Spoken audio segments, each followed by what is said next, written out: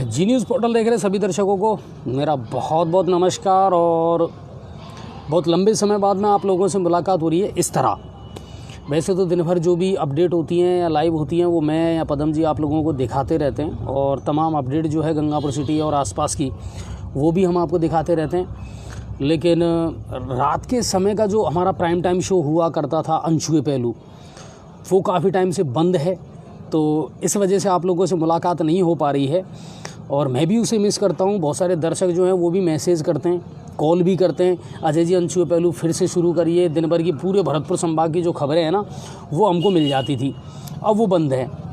मुझे मालूम है वो बंद है और मैं भी उसको मिस करता हूं, लेकिन उम्मीद ये है, हम भी कोशिश ये कर रहे हैं दोस्तों कि उसको जल्द से जल्द शुरू करें। लेकिन हमारी अपनी कुछ समस्याएं हैं, मजबूरियां हैं जो हम आपसे शेयर नहीं कर पाते। हम कोशिश ये करते हैं कि आप लोगों से ना कह करके और हम अपने ही सिस्टम से उसको चालू कर पाएँ तो ज़्यादा बेहतर होगा। लेकिन फिर भी मैं आपको एक बात बता देता हूँ, बहुत जल्दी अनछुए पहलू हम शुरू करेंगे, ठीक है ना। और दिन भर की जो सारी खबरें हैं ना वो भी आपको दिखाएंगे। आपके जितने मुद्दे हैं, समस्याएं हैं, वो आज भी अभी भी हमारे पास में आती हैं और उनको सॉल्व करने का हम प्रयास भी करते हैं और वो हो भी रहे हैं सॉल्व, ऐसी बात नहीं है, ठीक है। तो काफ़ी दिन से काफ़ी मुद्दे, काफ़ी बातें ऐसी थी जो मैं आप लोगों से बैठ कर के करना चाह रहा था और आप लोगों के सामने उन चीज़ों को शेयर करना चाह रहा था। तो पहले तो जितने भी हमारे दर्शक जुड़े हैं ना उनको मैं एक बार फिर से अपनी ओर से आप सभी को नमस्कार करता हूं, क्योंकि मेरे पास जितने भी मैसेज आ रहे हैं ना, नमस्ते सर और गुड इवनिंग सर, इस तरह के मैसेज आ रहे हैं, तो आप सबको मेरी ओर से बहुत बहुत नमस्कार। और अपनी बात की स्टाइल में कहूँ ना तो राम राम साहब, है ना, क्योंकि प्रोग्राम को भी बहुत मिस करो तुम। गाँव में दुनिया का नरा मैसेज आए, सरपंचन का मैसेज आवे, ए महाराज बस चल रहा अपनी बात तो वह बढ़िया चल रहा, गाँव की समस्याओं को समाधान भी हो रहा, और मुँह को भी पता हो या बात को कि हाँ समस्याओं को समाधान भी हो रहा और बढ़िया चल रहा सारा काम। पर अब मैंने एक ही बात कह दी आपसू कि हमारी भी कछु मजबूरी या वजह से गहलोत जी गुड मॉर्निंग को नहीं रात होगी पर चलो कोई बात कौन, तो वह है। अब कुल मिलाकर के ये है, पहले तो जितने भी हमारे दर्शक जुड़े हैं उनसे मेरी रिक्वेस्ट है सर फटाफट तो शेयर करो और ज़्यादा से ज़्यादा लोगों को जोड़ो, क्योंकि आज एक मुद्दा ऐसा है भाई साहब जिसने काफ़ी दिनों से न सिर्फ मेरी नींद उड़ा रखी है बल्कि राजस्थान पूरे प्रदेश में प्रशासन की नींद उड़ा रखी है, लोगों की नींद उड़ा रखी है कि आखिर ये मुद्दा ऐसा है क्या। और ये जो रीट की एग्ज़ाम है ये इतनी कितनी बड़ी लेवल पे हो रही है, जैसे 12 साल के बाद में कुंभ का मेला आयोजित होता है ना, कौन सा अखाड़ा आएगा, किस अखाड़े को कहाँ जगह मिलेगी, कितने यात्री आएंगे, ट्रेनों की व्यवस्था क्या रहेगी। मतलब मुझे बड़ा ताज्जुब हो रहा है साहब इस बात को कि रीट की एग्ज़ाम नहीं हुई बल्कि एक बहुत बड़ा महाकुंभ हो गया साहब। आप गौर करना मेरी बात पे, और जितने भी दर्शक मेरी बातों से सहमत हो ना सर कमेंट ज़रूर करना, बिल्कुल कमेंट करना। और पक्ष विपक्ष राजनीति से परे हट करके एक विद्यार्थी होने के नाते, एक अच्छे पेरेंट्स होने के नाते, एक अच्छे भारतीय नागरिक होने के नाते वही सोच के साथ में आप कमेंट करना तो ज़्यादा मज़ा आएगा मुझे। आप अपने थॉट, अपने विचार मेरे साथ शेयर करना और मैं अपने मन की जो बातें हैं वो आपके साथ शेयर करूंगा। और बहुत कड़वी सच्चाई है जो मैं आज आपको बताऊंगा और आपके साथ में शेयर करूंगा। तो मेरी रिक्वेस्ट है आप सबसे, एक तो ज़्यादा से ज़्यादा शेयर करना और ज़्यादा से ज़्यादा लोगों को आप फटाफट जोड़ो, क्योंकि बहुत लंबे समय बाद में आप और हम मिल रहे हैं। और ये मुद्दा ऐसा था साहब जिस पर मैं बड़ा गौर कर रहा था, एक एक चीज़ पर मेरी नज़र भी है, किस तरह एग्ज़ाम आयोजित होगी, क्या है, राजस्थान सरकार ने क्या इसकी तैयारी कर रखी है, प्रशासन अपने हिसाब से क्या तैयारी कर रहा है। 16.5 लाख परीक्षार्थी परीक्षा देंगे साहब, है ना। अब इस पर मैं बात करूंगा, तो मेरी रिक्वेस्ट है आप पहले सबसे ज़्यादा से ज़्यादा लोगों को जोड़ें और हाथ तुरंत ही शेयर भी करते चलें, फिर मज़ा आएगा और ज़्यादा से ज़्यादा लोगों के कमेंट भी आएंगे। अब बात करते हैं रीट परीक्षा 2021 की। तो दिलीप जी आपको भी राम राम, रीट परीक्षा दिवस से पहले। तो रीट की परीक्षा 2021 चल ठीक है सर, बहुत लंबे टाइम से मांग भी चल रही थी और कोरोना की पेंडेमिक सिचुएशन के बाद में ये एग्ज़ाम समय पर आयोजित नहीं हो पा रही थी, ठीक है। सरकार ने जैसे तैसे करके इसकी डेट निकाल दी और शिक्षा मंत्री डोटासरा जी ने इसको बना लिया अपनी मूंछों का सवाल। बिल्कुल सही कह रहा हूं मैं। अगर आप लोग मेरे साथ सहमत हैं तो कमेंट ज़रूर करना कि दबाव डाला सरकार पे।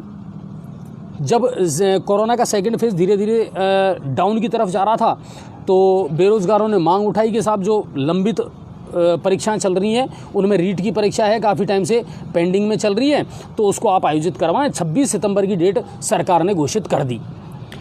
पहले तो डेट को लेकर के टेंशन चल रही थी कि 26 को हो पाएगी नहीं हो पाएगी, हो पाएगी या नहीं हो पाएगी। लेकिन वही बात है ना कि शिक्षा मंत्री पहले ही काफ़ी चीज़ों को लेकर के विवादों में रहे। अपने बयानों को वो कई बार पलट चुके हैं। कितनी तारीख से स्कूल खुल रहे हैं, कितनी तारीख से नहीं खुल रहे हैं, इन चीज़ों को लेकर के तो वो पहले से हाईलाइट रहे हैं। अब रीट की एग्ज़ाम अगर डेट जो है वो चेंज कर देते तो फिर गड़बड़ हो जाती। आखिर सरकार ने 26 सितंबर को रीट की जो एग्ज़ाम है उसको चेंज करना उचित नहीं समझा और 26 सितंबर को रीट की एग्ज़ाम हो रही है।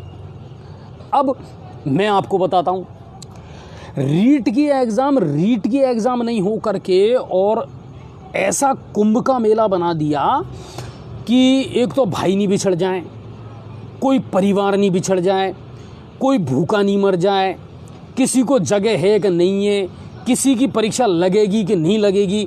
यानी राजस्थान सरकार ने इसको एक ऐसे प्रोपेगेंडा के रूप में प्रचारित किया है साहब, इसको ऐसा महिमा मंडित किया है कि बहुत अच्छी माइंड सेट के साथ में जो बच्चे एग्ज़ाम देने जा रहे हैं ना, उन पर भी कहीं ना कहीं ऐसा एक मानसिक प्रेशर बना दिया कि पता नहीं रीट की एग्ज़ाम नहीं हुई बल्कि वो बॉर्डर पर बहुत बड़ी जंग लड़ने जा रहे हों। क्या इससे बड़ी एग्ज़ाम में बच्चे अब से पहले नहीं बैठे थे? बोर्ड की एग्ज़ामों का उदाहरण उठा करके आप देख लीजिए, कितने सारे बच्चों ने सीनियर और 10th की एग्ज़ाम दी थी और बहुत शानदार तरीके से उनको इसी राजस्थान सरकार ने कंडक्ट करवाया था। नीट की जो एग्ज़ाम थी, हो सकता है मैं थोड़ा सा गलत हूँ, लेकिन मैंने जो जानकारी जुटाई कि उसमें 18.5 लाख विद्यार्थी जो है ना वो बैठे थे राजस्थान प्रदेश में, और इसमें है 16.5 लाख। तो फिर इस एग्ज़ाम को इतने बड़े तरीके से महिमा मंडित करने की क्या ज़रूरत थी आपको? रीट की एग्ज़ाम देने वाला जो भी विद्यार्थी है, चाहे वो बॉयज़ है चाहे वो गर्ल्स है, मैच्योर है, समझदार है, बीएड उसने कर रखी है, आप व्यवस्था करो मत करो तो भी वो अपने परीक्षा केंद्र पर पहुंच करके और आसानी से एग्ज़ाम दे करके और अपने घर वापस आ सकता था, बिल्कुल आ सकता था। फिर इस तरह का माहौल क्यों बनाया गया? क्या इसके पीछे अपना कोई राजनीतिक स्वार्थ नहीं है? बिल्कुल मैं कह रहा हूं कि जो भी आप सहमत हैं बिल्कुल कमेंट करें। एग्ज़ाम हो रही है या नहीं हो रही है वो एक अलग चीज़ है, मगर मेरा कहने का मतलब ये है कि आखिर हर चीज़ में क्यों राजनीतिक हित देखा जाता है किसी भी पार्टी के द्वारा। भारतीय जनता पार्टी हो, कांग्रेस हो, मुझे उससे कोई फ़र्क नहीं पड़ता सर। बेरोज़गार बेरोज़गार है, रोज़गार की दरकार सबको है, नौकरी सब चाहते हैं, मगर आप हर चीज़ को राजनीतिक चश्मे से क्यों देखते हैं? अच्छी तैयारी आपने कर ली, सूबे का मुख्यमंत्री कहता है कि जनता का सहयोग होना ज़रूरी है, जनता ने कब सहयोग नहीं किया? कोरोना में आपने जनता से सहयोग मांगा, जनता ने तब भी सहयोग किया। आप सड़कें अच्छी उपलब्ध नहीं करवा सकते, जनता तो फिर भी टैक्स दे रही है। हॉस्पिटल में सुविधाएं आप उपलब्ध नहीं करवा पा रहे, जनता तो फिर भी पैसा भोग रही है। आप देखिए मतलब सिचुएशन को, और आप जनता से सहयोग मांग रहे हैं। नार सिंह जी, मैं आपको एक बात अच्छी तरीके से बता दूं, अगर आप गंदी सोच के साथ में यहाँ कमेंट कर रहे हैं तो मेरी ये रिक्वेस्ट है आप कमेंट ना करें। मुझे बीजेपी या कांग्रेस से मतलब नहीं है। बेरोजगार बेरोजगार है, चाहे वो बीजेपी हो चाहे कांग्रेस हो। मेरा मुद्दा सिर्फ ये है कि आखिर रीट की परीक्षा को ही इतना ज़्यादा महिमा मंडित क्यों किया गया? इससे बच्चों के मानसिकता जो है ना उस पर फर्क ज़रूर पड़ता है, बिल्कुल पड़ता है। एग्ज़ाम तो पहले भी दे रहे थे बच्चे सर, अपने सेंटर पे पहुंच रहे थे, एग्ज़ाम दे करके अपने घरों को वापस भी लौट रहे थे। फिर अरे साहब इनके रहने की व्यवस्था, इनके खाने की व्यवस्था। कितने बच्चे हैं जो एग्ज़ाम देने के बाद में रुकते हैं, मुझे बताइए आप। और मैं आपको बता रहा हूँ, मेरी ये बात आप चाहे नोट कर लेना, जनता रहने की व्यवस्था कर देगी, जनता खाने की व्यवस्था कर देगी, हर तरह की व्यवस्था कर देगी। गड़बड़ी आएगी तो सरकार के स्तर पर ही आएगी कि आप यातायात की व्यवस्था कैसे कर पाओगे, आप इन चीज़ों को कंट्रोल कैसे कर पाओगे। इतना एडवर्टाइजमेंट करने की आवश्यकता नहीं थी आपको, लेकिन शिक्षा मंत्री डोटासरा जी चाह रहे थे जाते जाते, क्योंकि मंत्रिमंडल का विस्तार होगा और सीधी सी बात है उनकी सीट बदलने वाली है साहब, जाते जाते वो कहीं ना कहीं अपना नाम जो है वो स्वर्णिम इतिहास के साथ मैंने बहुत बड़ी एग्ज़ाम जो है वो आयोजित करवा दी। आज सुबह एक न्यूज़ आई जिसको पढ़ करके मुझे बड़ी हंसी आई कि साहब रीट के पेपरों को लेकर के जो कंटेनर जा रहा था वो पलट गया। अब से पहले किसी एग्ज़ाम के पेपर लेकर के जा रहा कोई भी गाड़ी या कंटेनर, वो पलटा क्यों नहीं पलटा? इतिहास उठा करके आप देख लीजिए, आपका कौन सा पेपर है जो लीक नहीं हुआ, कौन सा पेपर है जो लीक नहीं हुआ। जितना ध्यान आप इन चीज़ों पे दे रहे हैं उतना ध्यान सबसे अच्छा ये होता कि आप प्रशासनिक लेवल पर जो है उसमें पारदर्शिता रखते। मंत्री जी के बेटे बहू रिश्तेदार हैं वो आरएएस में सेलेक्ट हो रहे हैं, ठीक है, और जो योग्य हैं उनका बेचारों का नंबर नहीं आ पा रहा। आप एक नई पोस्ट इजाद करके अपने रिश्तेदार को तो प्रमोट कर सकते हैं। ये देखिए, मैं नहीं कह रहा हूं, ये सबके सामने है। आप और हम बेवकूफ हैं जो हर चीज को देख करके भी आंखें बंद करके बैठ जाते हैं। मैं हमेशा अपनी एक लाइफ में कहता हूं, जनता ने सवाल करना बंद कर दिया, इसलिए भ्रष्ट तंत्र बढ़ता जा रहा है। जनता अगर हर चीज को राजनीतिक चश्मे से देखेगी, जैसे हमारे अभी नार सिंह जी कह रहे थे ना, बहुत बढ़िया साहब, आप जैसे लोगों की वजह से ही है ना थोड़ा सा गड़बड़ हो रहा है मामला। हर चीज राजनीतिक चश्मे से नहीं देखी जानी चाहिए, सच्चाई कबूल भी करनी चाहिए। जो हो रहा है अगर गलत हो रहा है बिल्कुल बोलना चाहिए उसके बारे में। बीजेपी हो कांग्रेस हो हमें कोई फर्क नहीं पड़ता सर, हम सबको वोट देते हैं, हम व्यक्ति को वोट देख करके वोट देते हैं, हम इस लोकतांत्रिक प्रणाली में विश्वास रखते हैं। लेकिन वही बात है कि हर चीज को राजनीतिक चश्मे से देख रहे हैं या जातिवाद के चश्मे से देख रहे हैं। अब आप देखो, रीट की एग्जाम से पहले बहुत सारी सोशल मीडिया पर आ रही थी साहब, फलाने समाज ने अपने विद्यार्थियों के लिए भंडारे खोल दिए, फलाने समाज ने अपने विद्यार्थियों के लिए भंडारे खोल दिए। अब वो छात्र संगठन कहाँ गए जो तख्तियां हाथ में लेकर कर बड़े बड़े आंदोलन करते हैं, सड़कों पर उतरते हैं? सबसे पहली जिम्मेदारी तो उनकी बनती थी। यहां भी जातिवाद कर दिया। मैं मेरे समाज के जो विद्यार्थी हैं उनको मुफ्त में खाना दूंगा, ये इसके समाज के विद्यार्थियों को। विद्यार्थी की कोई जात होती है क्या? कोई जात होती है क्या? मुकेश जी, मेरा कहना ये नहीं है। अब से पहले भी किसी भी एग्जाम में किसी भी विद्यार्थी ने कोई दर दर की ठोकर नहीं खाई थी। अगर खाई है तो वो जो फेलियर है वो प्रशासनिक लेवल पर हुआ है, आम लोगों के लेवल पर कोई फेलियर नहीं हुआ है, कभी भी नहीं हुआ। गड़बड़ जो होती है प्रशासनिक लेवल पर होती है। पेपर लीक होता है प्रशासनिक लेवल पर होता है। क्या आम आदमी पेपर लीक करता है? आपके गंगापुर शहर में अगर कोई बंदा एग्जाम देने आ रहा है तो क्या आप उसकी हेल्प नहीं करते हैं? क्या आपसे पहले नहीं किया आपने? बताइए मुझे। करते हैं हम तो। फिर इतना बड़ा एडवर्टाइजमेंट या इतना बड़ा प्रोपोगेंडा करने की आवश्यकता नहीं है सर। जब 16.5 लाख लोग जो हैं एग्जाम दे रहे हैं, विद्यार्थी एग्जाम दे रहे हैं, तो आप क्यों इस तरह का माहौल क्रिएट कर रहे हैं? वो चीज है सिर्फ, और कोई मुद्दा नहीं है। और मैं तो फिर भी अग्रिम रूप से बधाई दूंगा, राजस्थान सरकार को भी दूंगा, उन बच्चों को भी दूंगा जो एग्जाम दे रहे हैं, कि बिल्कुल आप एग्जाम दीजिए। आपके लिए हमारी शुभकामनाएं हैं, सब कुछ बढ़िया हो। मगर कितने दर्शक ऐसे हैं, सच सच बताना, जिनको अभी भी ये आशंका है कि या तो पेपर लीक होगा या ये एग्जाम ढंग से आयोजित नहीं हो पाएंगी। आपने एग्जाम से पहले ही आपका कंटेनर पलट गया साहब, आई थी ये खबर, देखना। ड्राइवर की मौत हो गई और सुरक्षाकर्मी, हथियारबंद जो सुरक्षाकर्मी हैं वो पेपरों की सुरक्षा करते रहे।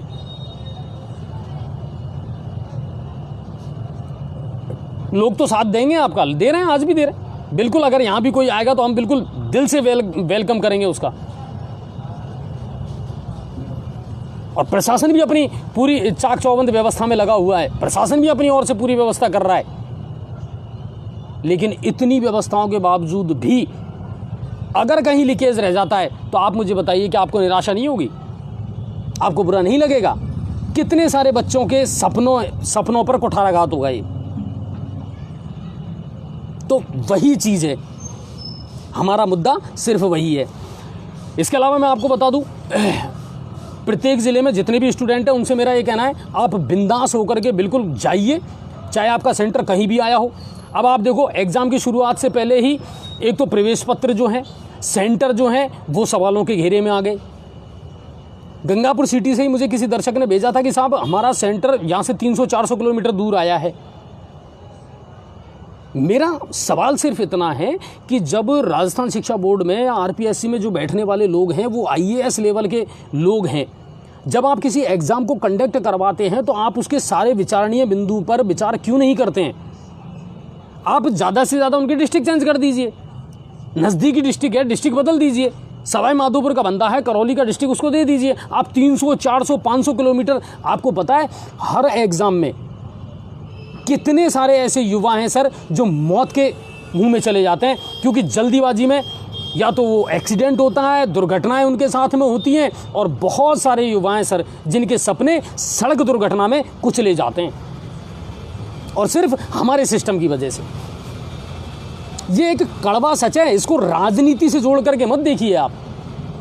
मैं फिर कह रहा हूँ, व्यवस्थाएं अच्छी हैं, लोग साथ दे रहे हैं, मगर गड़बड़ होती है तो वही प्रशासनिक लेवल पर होती है और भ्रष्ट तंत्र के चलते होती है।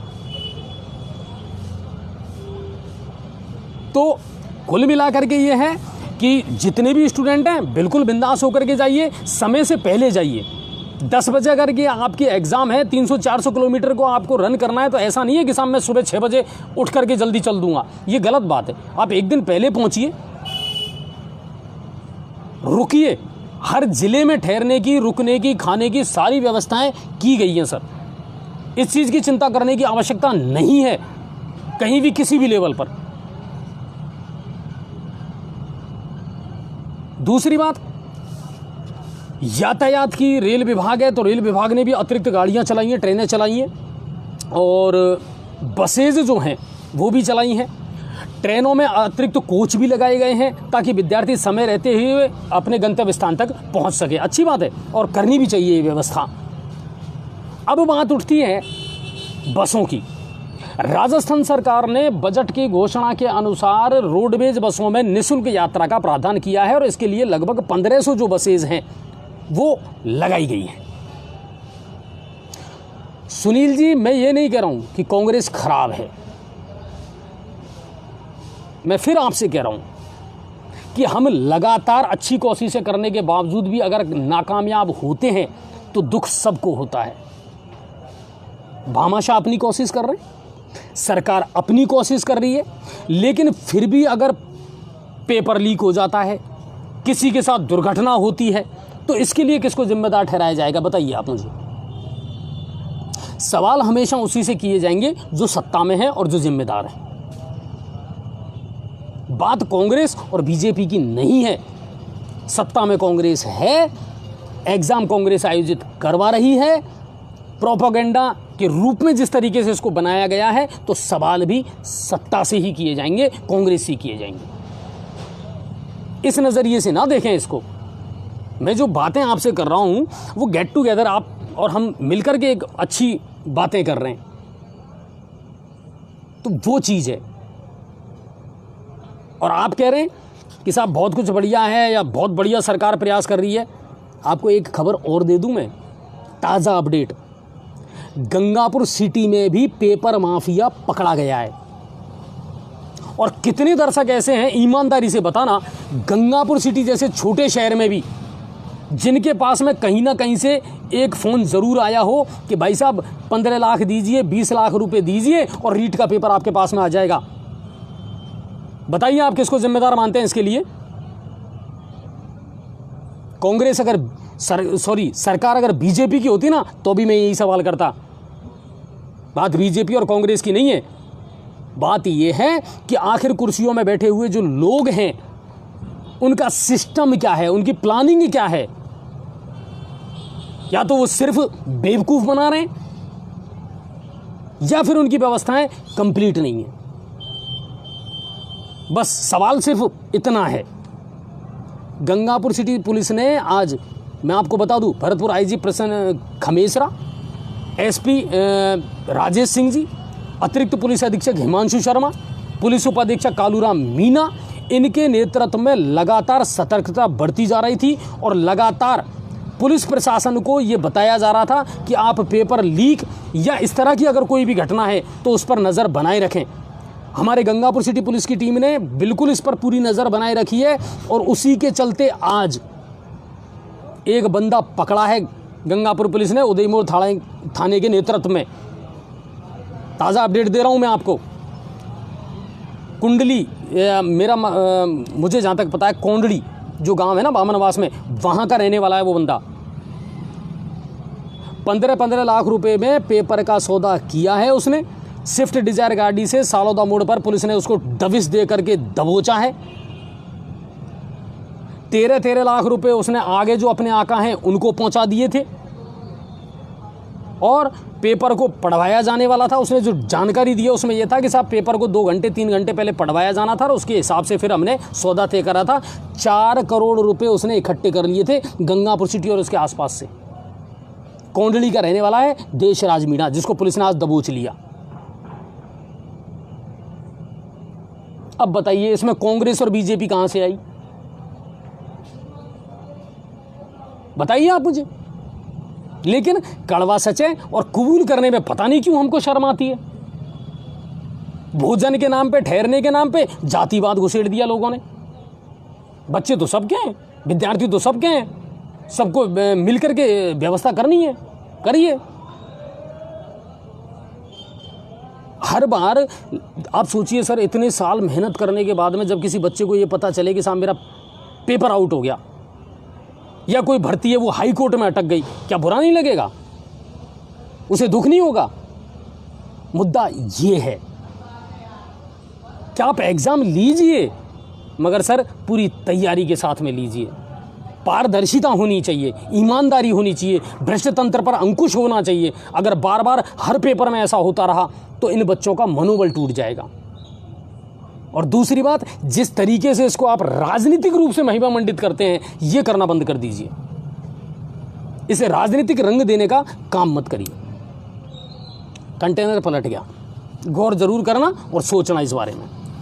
अब बात आती है, राजस्थान सरकार ने साहब जितनी भी रोडवेज हैं उसमें निःशुल्क यात्रा की व्यवस्था कर दी थी और संवेदनशील फैसला करते हुए गहलोत सरकार ने यह कहा कि साहब निजी बसें भी मुफ्त कर दी जाएंगी। अच्छी बात है, बहुत अच्छी बात है। इसको लेकर के आज दिन भर जो है गहमा गहमी का माहौल चला। निजी बस ऑपरेटर जो है उन्होंने पहले तो बिल्कुल साफ इनकार कर दिया कि साहब हम नहीं उपलब्ध करवाएंगे हमारी बसें। 2 साल से तो हम वैसी घाटे में जा रहे हैं, टैक्स और वो कोई चीज़ों में आपने हमको रियायत दी नहीं, अब हम कैसे आपको निजी बस उपलब्ध करवा दें। मेरी इस बात को लेकर के निजी बस ऑपरेटर यूनियन जो है उनके अध्यक्ष से लगातार बात होती रही। दिन में भी जब बैठक हुई तो सरकार ने सबसे पहले ये कहा कि 1800 रुपये और डीजल दिया जाएगा निजी बस मालिकों को, ताकि रीट के परीक्षार्थी जो हैं उनको आप निःशुल्क यात्रा करवा सकें। ठीक है, सहमति नहीं बनी। निजी बस ऑपरेटर जितने भी हैं उन्होंने बिल्कुल मना कर दिया कि साहब ये तो वही चुनावी वाला मामला हो गया। चुनावों में जो हमको मिलता था 1800 रुपये और डीजल, वही आप दे रहे हैं, टैक्स आप हर रोज़ का ले रहे हैं। तो उन्होंने साफ इनकार कर दिया। आखिर में शाम को परिवहन मंत्री प्रताप सिंह खाचरियावास के साथ में बैठक हुई अहम, और उसमें सरकार ने ये निर्णय लिया, ये डिसीजन दिया, इस बात पर सहमति बनी है कि सब 5000 रुपये और डीजल दिया जाएगा। इस पर उन्होंने सहमति जाहिर कर दी है और अब जो निजी बसें हैं वो भी मुफ्त यात्रा करवाएंगी। लेकिन अब उसका भी रोड मैप तैयार नहीं है। अभी तक तो जो हमारे पास अपडेट आई है उसके मुताबिक अभी भी कोई रोड मैप उसका तैयार नहीं है। बस ऑपरेटर यूनियन के जो अध्यक्ष हैं दीपक सिंह नरूका, उनसे जब मेरी बात हुई उन्होंने कहा कि साहब हमको तो सिर्फ बसें देनी है। अब ये किस रोड पर कितनी बसें चलाते हैं इसका इनको पता, तो बिल्कुल बसें देनी है, लेकिन किस तरह बसें चलेंगी, किस रूट पर चलेंगी, कहाँ कितनी बसें लगाई जाएंगी, वो भी उम्मीद ये करते हैं जैसे ही हमारे पास में अपडेट आएगी हम बिल्कुल आपको उपलब्ध करवाएंगे। तो निजी बस ऑपरेटर जो है, निजी बस जो हैं उनसे भी सहमति बन चुकी है। ठीक है, अब बात करते हैं कि और क्या कुछ है। तो ट्रेन जो है उनकी व्यवस्था कर दी गई है, उनमें अतिरिक्त कोचेज लगा दिए गए हैं। रहने खाने की व्यवस्था अलग अलग विभिन्न सामाजिक संगठन जो हैं, भामाशाह जो हैं, एनजीओ जो हैं, उन्होंने कर दी है। तो विद्यार्थियों को या परीक्षार्थियों को ये सोचने की विषय है ही नहीं। ठीक है ना। और सर एक बात मैं बताऊं, अगर रहना खाना पीना कुछ नहीं मिलेगा तो भी आपको तो एग्ज़ाम देनी है और संघर्ष की शुरुआत यहीं से करनी है। बिल्कुल, अगर हमको जीवन में कुछ करना है तो कहीं ना कहीं से तो स्ट्रगल करना पड़ेगा। अगर सरकार या भामाशाह ये व्यवस्था नहीं करेंगे तो क्या हमें एग्ज़ाम देने नहीं जाएंगे क्या? हमें तो एग्ज़ाम देनी है, तो दीजिए, ये सोचने का विषय नहीं है। ठीक है, अब आगे चलते हैं कि बसों की व्यवस्था हो चुकी है और राजस्थान रोडवेज की 1500 बस लगभग हैं और उसके अलावा निजी बस जो हैं वो आपको ये सुविधाएं करवाएंगी उपलब्ध। सरकार के और उनके बीच में सहमति बन भी गई है। अब बात करते हैं हमारे शहर की। हमारे शहर में क्या कुछ है। तो मैंने दिन में मैंने आज आपको एक लाइव दिखा दिया था और उस लाइव के मुताबिक मैंने जो डीओ साहब हैं उनसे आपकी बात करवा दी थी। गंगापुर सिटी में 16 केंद्र बनाए गए हैं, पूरी व्यवस्थाएं की गई हैं। ठीक है, और हालांकि कुछ दर्शकों को मेरे पास में कुछ मैसेज भी आए थे तो वो भी मैंने क्लियर कर दिया था कि गंगापुर सिटी शहर के बाहर दूर कोई भी सेंटर नहीं बनाया गया है। तो सारे जो सेंटर हैं वो यहीं पर बनाए गए हैं और महिला जो परीक्षार्थी आएंगी बाहर से उनके ठहरने और खाने की व्यवस्था अलग से निर्धारित स्थानों पर की गई है। हर सेंटर पर 2 से 5 की संख्या में टेम्पो की व्यवस्था की गई है और 10 रुपये निर्धारित किराया कर दिया गया है। कोई भी टेम्पो वाला इससे ज़्यादा किराया नहीं ले सकता। ठीक है, ये व्यवस्था कर दी गई है। हमारे यहाँ लगभग 5900 जो परीक्षार्थी हैं वो परीक्षा देने आ रहे हैं गंगापुर सिटी में। बामनवास है, उसमें कोई सेंटर नहीं रखा गया है। कुछ दर्शकों ने मेरे पास में मैसेज भी करे थे और पूछा था अभी कि सर वहाँ है, तो मैंने उनसे कह दिया, मैंने डीओ साहब से भी ये पूछ लिया था और उन्होंने कहा कि नहीं, बामनवास में कोई सेंटर नहीं रखा गया है। केवल माधोपुर जिला मुख्यालय और सब डिवीज़न जो गंगापुर सिटी है उसी में रखा गया है। हाँ, राहुल जी कह रहे हैं एंकर फालतू बकवास कर रहा है, अब बच्चों का मनोबल मत गिरा। राहुल सर बहुत बहुत नमन है आपको और मैं आपसे ये उम्मीद करूँगा कि आप भी कहीं और जाकर के कोई अच्छा चैनल जो आपके मुताबिक मिले उसको देखें। मैं बच्चों का मनोबल नहीं गिरा रहा हूँ, ये ध्यान रखना। बच्चे को मानसिक तनाव तो बेवजह सरकार दे रही है। एग्ज़ाम अब से पहले भी हुआ करती थी, आगे भी एग्ज़ाम हुआ करेंगी, ऐसी कोई बात नहीं है, लेकिन उसको इस तरीके से महिमा मंडित करना है कि साहब 12 साल बाद जैसे कोई कुंभ का मेला लग रहा हो। बच्चे आते भी हैं, जाते भी हैं, मैच्योर बच्चे हैं, सब तरीके से एग्ज़ाम होती है, लेकिन सोचने की बात है। ठीक है ना। तो वो जो रंग आप पर चढ़ा हुआ ना, वो आप मेरे ऊपर चढ़ाने का प्रयास ना करें। मैं अपने हिसाब से जो है वो कर रहा हूँ और ये मेरे अपने विचार है, मैं आप पर थोपने का प्रयास भी नहीं कर रहा हूँ। ये भी मैं आपको बता दूँ, आपके अपने विचार हो सकते हैं, मेरे अपने विचार हो सकते हैं, तो वो चीज़ है। अच्छा, एक चीज़ और, कई दर्शकों के आज भी फ़ोन आए थे क्योंकि दिन में ऐसी कोई अपडेट हमारे पास में नहीं थी। गंगापुर सिटी में 26 तारीख को व्यापारिक प्रतिष्ठान जो है वो बंद रहेंगे। ठीक है ना, जैसे कपड़े की दुकानें हैं वो बंद रहेंगी, या परचूनी की या किराने की दुकानें हैं वो बंद रहेंगी। अच्छा, अब आप मुझसे कह रहे हो, एक चीज़ बताओ मेरे को, आप लोगों ने भी पढ़ी होगी, 2-3 दिन पहले एक खबर आई थी, है ना, और अलग अलग चैनलों पे चल रही थी कि घर से बाहर ना निकलें। आया था ना, पढ़ी होगी, बहुत सारे दर्शक मुझसे सहमत होंगे। घर से बाहर ना निकलें, क्यों? आप मुझे बताइए क्यों? बच्चे एग्ज़ाम देने आ रहे हैं, वो बेचारे अपने सेंटर पर एग्ज़ाम देंगे, पब्लिक को क्या प्रॉब्लम है उनसे? वो कोई आतंकवादी है कैसे? वो आतंकवादी हैं क्या? वो भी हमारे बच्चे हैं, आ रहे हैं एग्ज़ाम देने, बेचारे आ रहे हैं यहाँ एग्ज़ाम दे करके अपने अपने घर चले जाएंगे। आप माहौल कैसा बना रहे हो? बोले आप घर से बाहर ना निकलें, क्यों? कुल मिला करके आपका एक शब्द जो है ना वो समाज में गलत मैसेज देता है। बस यही मेरा कहना है, ठीक है। चलिए, तो व्यापारिक प्रतिष्ठान बंद रहेंगे, लेकिन मैं आपको बता दूं गंगापुर सिटी में स्टेशनरी की दुकानें खुलेंगी, मेडिकल की दुकानें खुलेंगी और अल्पाहार, चाय नाश्ता खाने पीने की जो दुकानें हैं वो ज़रूर खुलेंगी, ताकि किसी विद्यार्थी को कोई परेशानी ना हो, ठीक है।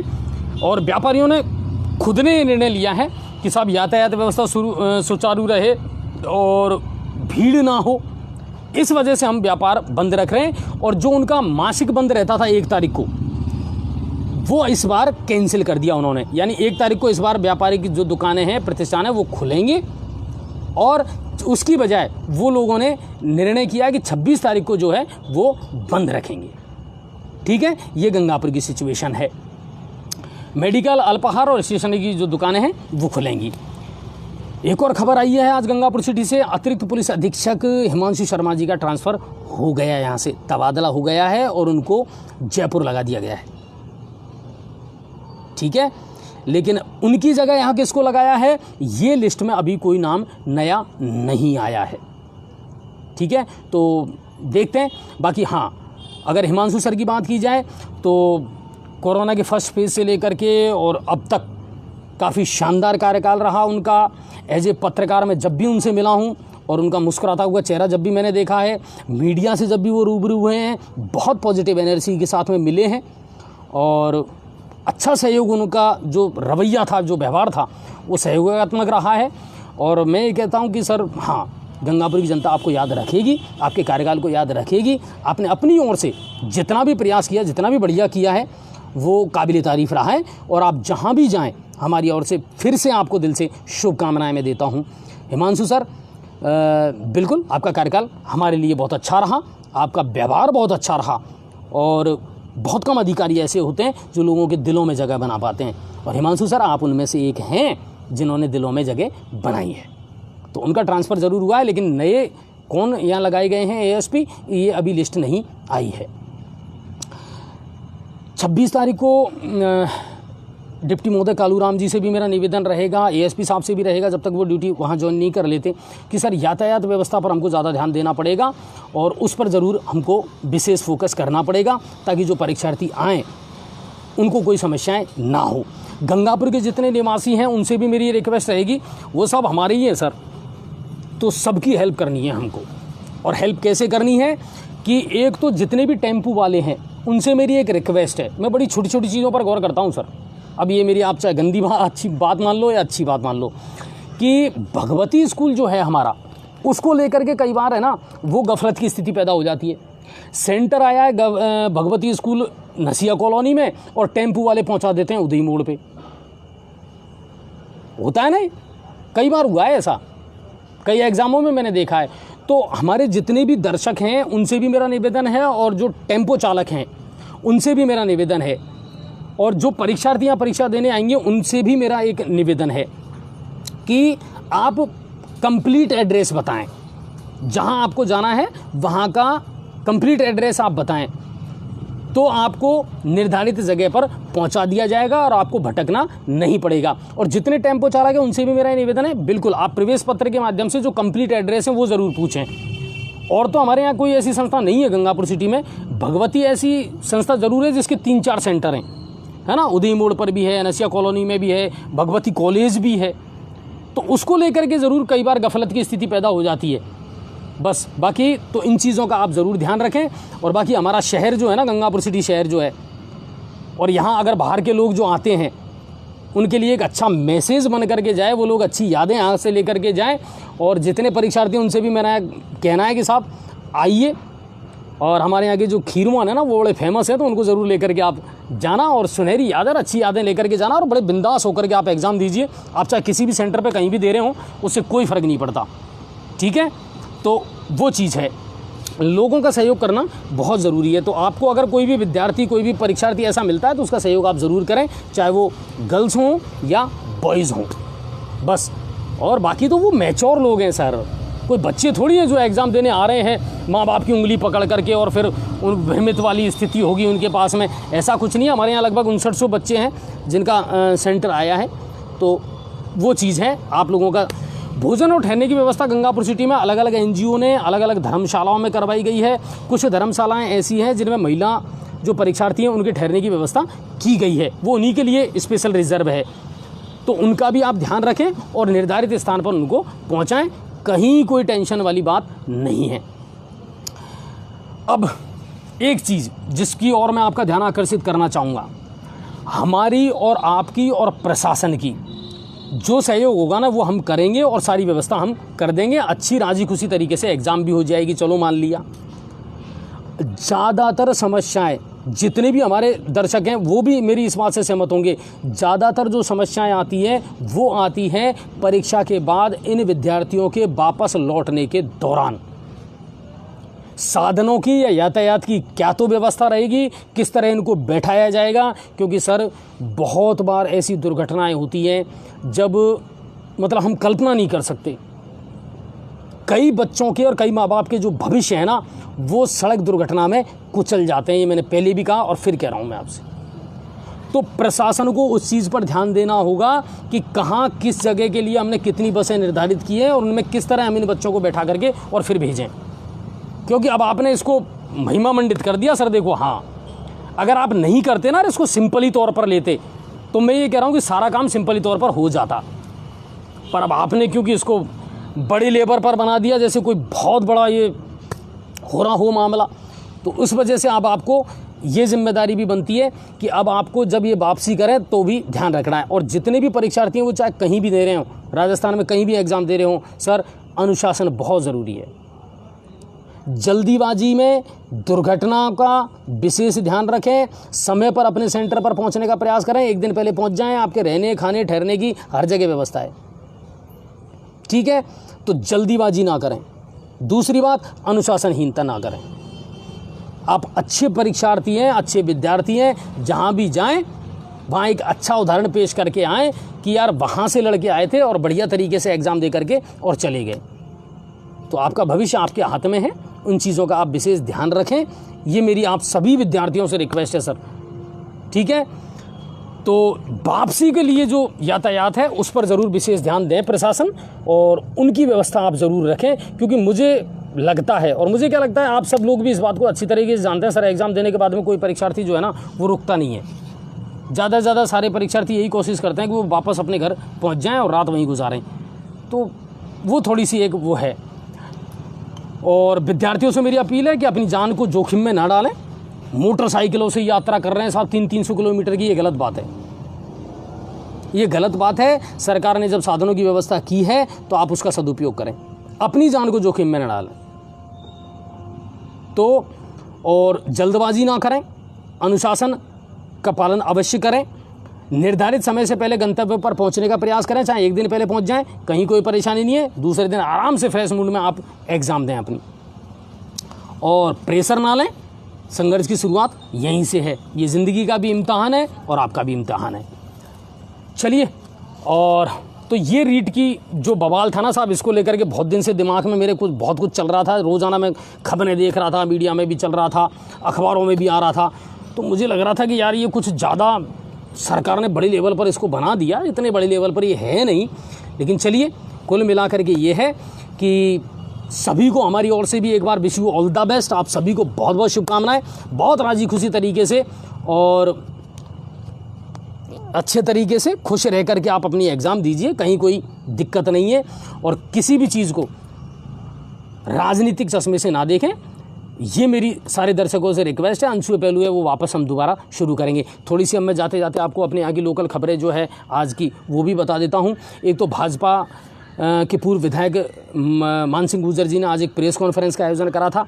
दरअसल शहर में इन दिनों जो पानी की व्यवस्था है, गंदगी है या फिर कानून व्यवस्था है, इनको लेकर के जो मामले गड़बड़ चल रहे हैं, इनको लेकर के आज प्रेस कॉन्फ्रेंस की है। और आने वाली 28 तारीख को उग्र आंदोलन करेगी भाजपा। क्यों कि बहुत सारी चीज़ें सर हमने भी तथ्य जुटाए हैं और कई बार हम भी आपको दिखा रहे हैं। सीवरेज का जो काम चल रहा है, LNT वालों का जो काम चल रहा है, अमृत योजना का काम चल रहा है, सर पूरा शहर खोद करके पटक दिया और कोई जिम्मेदारी लेने को तैयार है नहीं, किसी की जवाबदेही बनती नहीं है। इतना टाइम हो गया सर, कहें तो किससे कहें बताइए आप। जब बैठकें होती हैं तो कह रहे हैं साहब इनको ब्लैक लिस्ट कर देंगे, इन पे जुर्माना कर देंगे, ये कर देंगे, वो कर देंगे। होता कुछ नहीं है, कुछ नहीं कर रहे और पूरे शहर को दर्द झेलना पड़ रहा है। कई मामले हैं जो अगली जब मैं रिपोर्ट आपको दूंगा ना सर, ये अमृत योजना की, तो आप भी चौंक जाएंगे। सच्चाई तो क्या है और हो क्या रहा है, हकीकत बात है। तो वो मैं आंकड़े आपको ज़रूर दूंगा कि शहर में इन दिनों कितना भ्रष्टाचार चल रहा है, अफसरों का मामला क्या चल रहा है और क्या भीड़ तंत्र और प्रजातंत्र चल रहा है। हकीकत बात है और जनता को सबसे ज़्यादा खामियाजा भुगतना पड़ रहा है सर। तो भाजपा इन सारी अव्यवस्थाओं को लेकर के उग्र प्रदर्शन करने वाली है 28 तारीख को। इसको लेकर के आज प्रेस कॉन्फ्रेंस आयोजित की गई थी, जो मैंने आपको लाइव दिखाई थी। सारे काम तो अधूरे पड़े, ठीक है, तो वो जल्दी हम आपके सामने लेकर के आएंगे। वजीरपुर के थाने के अंतर्गत डोव गांव से आज मेरे पास में एक खबर आई थी सुबह। वहाँ से दर्शकों ने मुझे फ़ोन किया था। एक 15 वर्षीय बालक जो था वो तालाब में डूब गया और गोताखोर नहीं थे, लोग उसको ढूंढने का प्रयास ज़रूर कर रहे थे। उन्होंने मुझे फ़ोन किया, फिर मैंने एसडीएम नरेंद्र जी जो है वजीरपुर उनको फ़ोन किया। तहसीलदार और पुलिस डिपार्टमेंट जो है उसको मौके पर रवाना किया गया और काफ़ी मशक्क़त के बाद में उस बच्चे के शव को तालाब से बाहर निकाल लिया गया। जो बालक था वो जीवली का रहने वाला था और मैं आपको बता दूं कि जीवली का रहने वाला युवराज जोगी था और शव को फिर सामुदायिक स्वास्थ्य केंद्र जो है वजीरपुर वहाँ लाया गया पोस्टमार्टम करवा करके, और बालक के जो ताऊ हैं उनको सौंप दिया गया है भंवर जोगी को। और एक दुखद घटना ज़रूर ये हुई थी। और इसके अलावा मैंने आपको एक बड़ी खबर और बताई है कि सवाई माधोपुर पुलिस टीम ने, गंगापुर सिटी पुलिस टीम ने आज बड़ी कार्रवाई की है। और जो ये पेपर माफिया है ना, पेपर लीकेज करने का जो मामला है, पेपर लीक करने का मामला है, क्योंकि चल रहा है, बिल्कुल चल रहा है। बहुत सारे दर्शक मेरे साथ सहमत होंगे। 15 लाख 18 लाख रुपए में सौदा कर लिया और फिर साहब पेपर आपको दे दिया जाएगा, पेपर को आप रट लें, पढ़ लें और उसके बाद में आपको रीट की एग्ज़ाम में अच्छी सफलता हासिल हो जाएगी। उसी को लेकर के आज देशराज मीणा जो कोंडली का रहने वाला है बामनवास, उसको पुलिस ने गिरफ्तार किया, दबोचा है, उससे जानकारी ली जा रही है। 4 करोड़ रुपये से ज़्यादा के वो सौदे कर चुका है और एडवांस चेक ले चुका है वो। आज उसको स्विफ्ट डिज़ायर के साथ में सालोदा मोड़ से उदय मोड़ पुलिस थाने ने कार्रवाई करते हुए दबोच लिया है। तो पुलिस भी सतर्क है, प्रशासन भी सतर्क है, ताकि अब कोई गफलत ना हो। और यही हमारा मुद्दा है कि होनी नहीं चाहिए। बच्चे जब इतने दिनों से तैयारी कर रहे हैं और आप इस लेवल पर इस एग्ज़ाम को ले रहे हैं, तो फिर अब कम से कम कोई गफलत ना हो, ताकि इन बच्चों के जो सपने हैं ना सर, उन पर कुठाराघात ना हो। बस यही हमारा मुद्दा है। बाकी और कोई राजनीतिक हमारा मुद्दा नहीं है कि साहब एग्ज़ाम रद्द हो जाए, ये करवा लो, वो करवा लो, ऐसा मेरा कुछ नहीं है, ठीक है। तो वो है और उससे पूछताछ अभी भी जारी है। इसके अलावा एक चीज़ और मैं आपको बताऊंगा, कई बार मैं रिक्वेस्ट भी कर चुका हूं, आपने हमारे पेज पर भी देखा होगा, फ़ोन पंचायत ऐप। मेरे जितने भी दर्शक हैं, मेरी फिर उनसे रिक्वेस्ट है सर, फ़ोन पंचायत ऐप बहुत शानदार और कारगर साबित हो रही है ग्रामीण क्षेत्र की समस्याओं के लिए। तो इसको ज़्यादा से ज़्यादा लोग डाउनलोड कर भी रहे हैं। गूगल प्ले स्टोर पर जाकर के आप बिल्कुल इसको डाउनलोड करें सर, क्योंकि बहुत सारे आपके जो सरपंच हैं, सेक्रेटरी हैं, अधिकारी हैं, वो अब इससे जुड़ चुके हैं। तो आपकी जो भी समस्या आती है ना, उसको हम तुरंत उनको फॉरवर्ड कर देते हैं और उन समस्याओं का समाधान हो भी रहा है, ठीक है। तो जिन लोगों ने अभी तक नहीं किया है, जिन सरपंच महोदय ने इनको नहीं किया है ना अपलोड या डाउनलोड, तो वो ज़रूर करें। Phone panchayat app Google play store पर जाकर के आप डाउनलोड ज़रूर करें, ताकि आप जल्द से जल्द जुड़ें, आपका रजिस्ट्रेशन हो जाए और आपकी शिकायतों का हम समय रहते समाधान ज़रूर करवा सकें। तो ये मेरी रिक्वेस्ट है सभी से, ठीक है। इसके अलावा और कोई बड़ी खबर नहीं है। हाँ, अब मैं आपको बता देता हूँ, एक और मामला चल रहा है, एक और मुद्दा, जिस पर पूरा विश्लेषण करके और पूरी जानकारी जुटा करके मैं फिर आपके सामने इस मुद्दे को रखूँगा, और वो है प्रशासन शहरों के संग और गाँवों के संग अभियान, जिसकी शुरुआत 2 अक्टूबर से होने वाली है। पट्टों को लेकर के, बहुत सारी चीज़ों को लेकर के सरकार दावे कर रही है सर, लेकिन हकीकत क्या है? क्या वाकई में लोगों के काम होंगे? क्या वाकई में पट्टे बनेंगे, रियायती दरों पर बनेंगे या नहीं बनेंगे? क्या भ्रष्टाचार के बिना ये पट्टे बन जाएंगे? बहुत सारी, क्योंकि कहने में और करने में बड़ा फ़र्क होता है सर, यही तो समस्या है। आपने वादे कर दिए, आपने बहुत बड़े बड़े दावे कर दिए, आपने बहुत बड़े बड़े सपने दिखा दिए, बहुत अच्छी बात है, लेकिन उनको अप्लाई धरातल पर आपने कितना करा, वो ज़्यादा इम्पोर्टेंट होता है। आम आदमी वही चाहता है कि साहब आपने जो वादे करे ना, वो पूरे कर दो, और इसके अलावा प्रभु हमें कुछ नहीं चाहिए। तो वही चीज़ें हैं। अगली बार 1-2 दिन में, शायद कल परसों में ही, फिर एक नया मुद्दा मैं आपके सामने लेकर के आऊँगा। प्रशासन शहरों के संग और गाँवों के संग अभियान कितनी हकीकत है और कितना फसाना है, ये पूरी सच्चाई भी है। इस पर पूरी जानकारी जुटा करके और फिर लेकर के आऊँगा, आपको बताऊँगा किस तरह आप इसमें अपनी भागीदारी निभा सकते हैं, किस तरह आपके पट्टे बनेंगे, क्या सही है, क्या गलत है, क्या झूठ है, क्या सच है, वो सारी चीज़ें मैं आपको लेकर के आऊँगा। बाकी जितने भी प्रशासनिक अधिकारी हैं, मेरा उनसे ये कहना है कि सर प्लीज़ अपना काम आप ईमानदारी के साथ में करिए, क्यों कि बहुत सारी चीज़ें ऐसी हैं, बहुत सारे वादे ऐसे हैं, बहुत सारे इरादे ऐसे हैं साहब जो अभी भी अधूरे हैं। जनता त्राही त्राही कर रही है गंगापुर सिटी की, शहर पूरा खुदा पड़ा है, पानी लोगों को साफ पीने का मिल नहीं रहा है, ये सच्चाई है। यातायात व्यवस्था बिल्कुल फेल है, उस पर भी ध्यान दिया जाए। चलिए, बहुत बहुत धन्यवाद आप सभी का, और उम्मीद करता हूँ आज का जो ये प्रोग्राम है वो आपको पसंद आया होगा। और बहुत जल्दी एनसीओ पहलू हम शुरू करने वाले हैं, और रीट के जितने भी परीक्षार्थी हैं उनको मेरी ओर से एक बार फिर से बहुत बहुत शुभकामनाएं। बिल्कुल बिंदास होकर के और अच्छे मन के साथ में, अच्छी मानसिकता के साथ में आप अपनी परीक्षा दें, और प्रशासन भी आपके साथ है और जनता भी आपके साथ है। बहुत बहुत धन्यवाद। जय हिंद और जय भारत।